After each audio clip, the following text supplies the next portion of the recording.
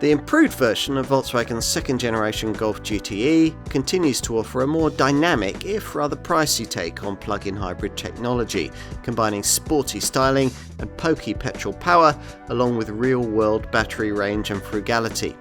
The idea is to deliver GTI responsiveness along with ID.3-style EV sustainability. If Volkswagen has done just that, then this could very well be the ultimate all-round family hatch. Midterm model updates aren't usually accompanied by much in terms of re-engineering, but that's very differently not the case here. In place of the 1.4 litre engine and 13 kilowatt-hour battery of the GTE we tried back in 2021, there's now a 1.5 litre unit and a much larger 19.7 kilowatt-hour usable capacity battery in this model. It's a battery, of course, the big change there that's significant. It allows for an enormous boost in EV driving range, up from 40 miles before to 82 miles in this improved GTE. Less obvious in day-to-day driving is the claimed performance gain, supported by a 110 PS electric motor and generated through a 6-speed DSG auto gearbox. The total output of this facelifted model is up from 245 PS to 272 PS, although that makes only an insignificant 0.1 of a second difference to the 0 to 62 miles an hour sprint time of 6.6 seconds, which, if you're interested, is just 0.7 of a second slower than a Golf GTI. Top speed here is 143 miles an hour. For that kind of driving, the car will already have switched into the more combustion orientated of its two drive settings. That's hybrid. It always starts off though in the other setting, and that's all electric E mode. And if you're light with your right foot, it'll do its best to stay there until the charge runs out. In theory, the car can drive in E mode at up to 80 miles an hour. If you have inputted a navigation destination, then your GTE will also use an incorporated predictive hybrid control system that takes into account road and topographical data to ensure the most efficient use of the remaining charge. Also automatic is the car's brake energy recuperation setting, which a central screen menu will also allow you to manually set in low or high settings if you want to take control of that yourself. If you want to save your battery charge until the end of the journey, say for some city driving at the end of a long highway trip, then there is a central screen option to do that too. If all of this could have been provided with a really authentic Golf GTI-like driving experience, then you would have the best of both worlds. But of course, it can't.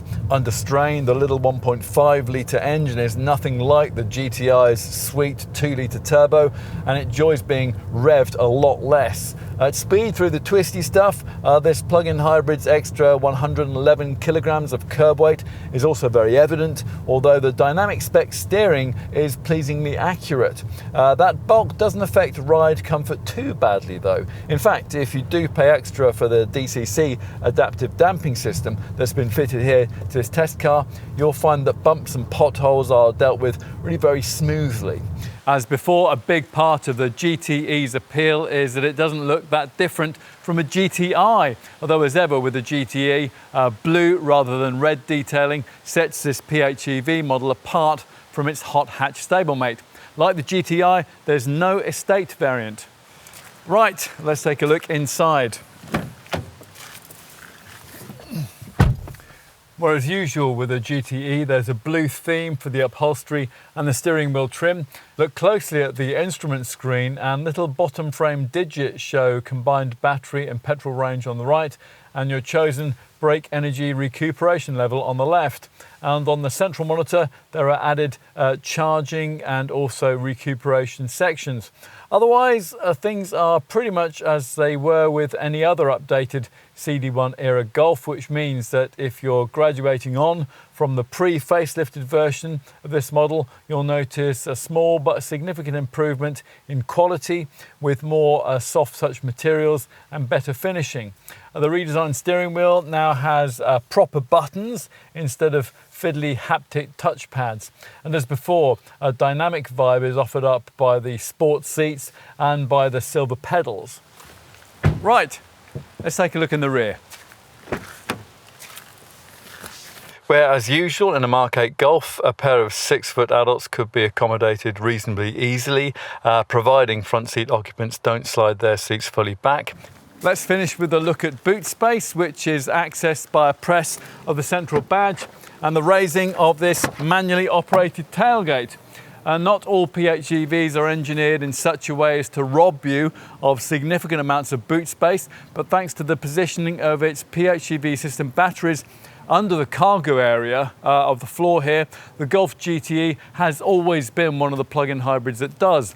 Obviously nothing's changed in this regard as part of the facelift, so the 380 litre luggage capacity total you'd ordinarily get in the Golf falls to just 273 litres here, just like the car we tested back in 2021.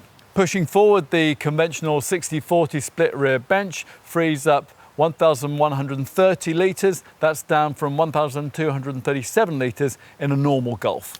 As before, you can set charging via a provided app or via the central screen menu. A key difference though with this latest GTE powertrain is the addition of DC fast charging, which means the battery can be recharged at speeds of up to 40 kilowatts. The home AC charging speed has changed too, up from just 3.6 kilowatts before to potentially as much as 11 kilowatts now. Charge at 11 kilowatts and you could potentially completely replenish the 90.7 kilowatt hour battery in just 2.5 hours. We have to judge this updated take on the CD1 era second generation Golf GTE quite differently from the pre-facelift version of the model that we tried back in 2021.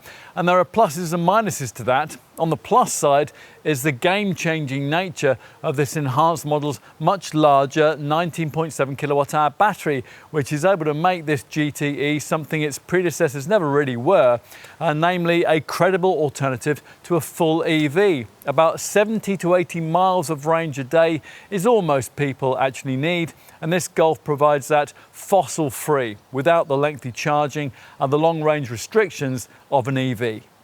For all that, we would struggle to justify a Golf GTE at a time when Volkswagen will sell you an almost equally impressive Golf E hybrid PHEV model for around £5,000 less, a car which would take you even further on EV charge and in which you'd struggle to notice much difference in power. That e-hybrid wasn't available the last time we tested this model, but it is now. And we'd counsel you to first try that car before signing off on this one. With an e-hybrid test drive completed, you might still be seduced by this GTE's sportier looks, and you might still feel that one of these would be a cleverer choice than you could make by spending the same kind of money on a comparably sized EV. Right here, right now, we struggle to disagree.